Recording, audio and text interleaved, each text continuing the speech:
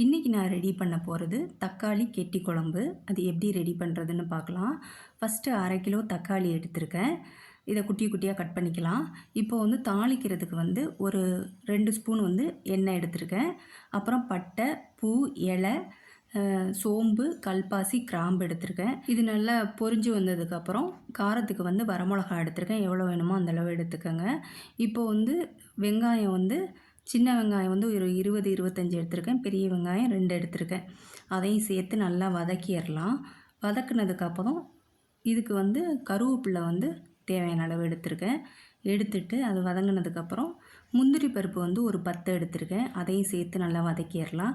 அடுத்ததாக வந்து பொட்டுக்கடலை வந்து ஒரு 4 ஸ்பூன் எடுத்திருக்கேன். அதையும் நல்லா சேர்த்து எல்லாத்தையும் சேர்த்து வதக்கிட்டு கொஞ்சம் உப்பு போட்டிருக்கேன். அதையும் நல்லா வதக்கிடலாம். இப்போ வந்து 1/2 கிலோ தக்காளி வந்து கட் பண்ணி வச்சுருக்கோம் இல்லையா, குட்டி குட்டியாக கட் பண்ணி வச்சுருக்கேன். அதையும் இதில் சேர்த்துடலாம். சேர்த்துட்டு நல்லா வதக்கிடுங்க. வதக்குனதுக்கப்புறம் ஒரு 1/2 மூடி தேங்காய் வந்து துருவி வச்சுருக்கேன். அதையும் இதில் சேர்த்துடலாம்.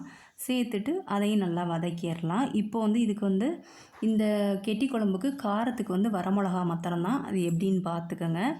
இப்போ வந்து லாஸ்ட்டாக வந்து கசகசா இருக்கு இல்லையா, அதை வந்து 1/2 ஸ்பூன் எடுத்திருக்கேன். அதையும் சேர்த்து நல்லா மிக்ஸ் பண்ணிடலாம். இப்போ வந்து எல்லாம் முடிஞ்சிருச்சு. இப்போ ஒரு தட்டில் போட்டு ஆற வச்சுருக்கேன். இப்போ அடுத்ததாக அரைக்க போகிறோம். அது வந்து நம்ம நைஸாகவும் இல்லாமல் ரொம்ப கொரகொரப்பும் இல்லாமல் கொஞ்சம் துவையல் பதத்துக்கு அரைச்சிக்கோங்க. இப்போ தாளிக்கிறதுக்கு வந்து ஒரு பவுல் வந்து நல்லெண்ணெய் எடுத்திருக்கேன். அப்புறம் சோம்பு வெடித்து வந்ததுக்கப்புறம் நம்ம அரைச்சி வச்சுருக்கோம் இல்லையா, அந்த இதை சேர்த்துடலாம். கொஞ்சம் கொஞ்சமாக சேர்த்துருக்கேன். சேர்த்துட்டு நல்லா மிக்ஸ் பண்ணிடலாம். உங்களுக்கு எவ்வளோ தண்ணி வேணுமோ அந்த அளவு ஊற்றிக்கங்க. நான் கொஞ்சமாக தான் ஊற்றிருக்கேன். அதுக்கப்புறம் வந்து இதுக்கு வந்து இன்னும் கொஞ்சம் உப்பு போட்டிருக்கேன். உப்பு கம்மியாக இருந்தது, அதனால் போட்டிருக்கேன்.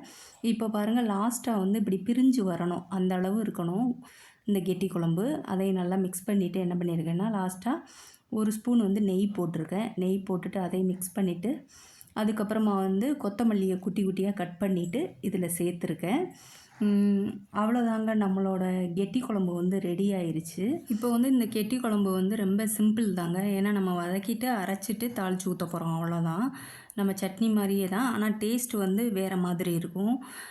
உங்களுக்கு பிடிச்சிருந்ததுன்னா நீங்களும் ட்ரை பண்ணி பாருங்கள். இந்த தக்காளி கெட்டி குழம்பு வந்து தோசை, இட்லி, சாதம், சப்பாத்தி எல்லாத்துக்குமே நல்லாயிருக்கும். குழந்தைங்க வந்து ரொம்ப விரும்பி சாப்பிடுவாங்க. உங்களுக்கு பிடிச்சிருந்ததுன்னா நீங்களும் ட்ரை பண்ணி பாருங்கள். லைக் பண்ணுங்கள், ஷேர் பண்ணுங்கள், சப்ஸ்கிரைப் பண்ணுங்கள்.